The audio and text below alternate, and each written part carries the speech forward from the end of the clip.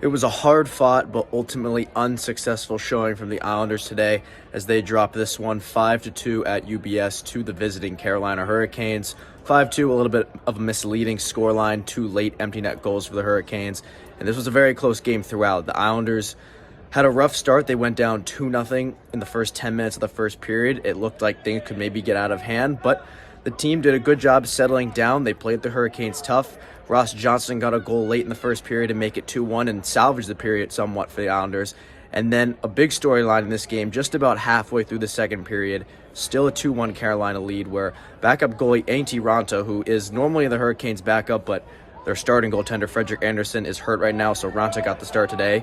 Raanta himself got hurt, some sort of lower body injury. It wasn't clear exactly what was wrong, but he was removed from the game and could not return.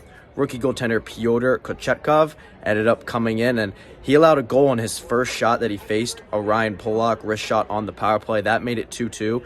It really looked at that moment that the Islanders would be able to take this momentum. They're now facing a very inexperienced goaltender, but unfortunately for New York, the Hurricanes were able to escape the period, reset, and then coming out in the third period, it was really just a dominating, checking and dominating defensive performance by the Carolina Hurricanes. They get a goal by Max Domi to make it 3-2 in the third, and then, obviously, as I said earlier, 2 late empty netters, but the big line there, outshooting the Islanders 15-5 in the third period. New York, with all the momentum they'd built across the game, really just seemed like they came out flat in the third period. Maybe a little bit of fatigue. The Islanders, after a very choppy start to the schedule to start the year, have been playing practically every other night for the past 2 months. This question was asked to Josh Bailey in the post-game press conference. Here's what he had to say. Yeah, I mean, it's not something we're entirely not used to. I think you typically, in a regular season, you're going to be pretty busy throughout April or February, March, and April.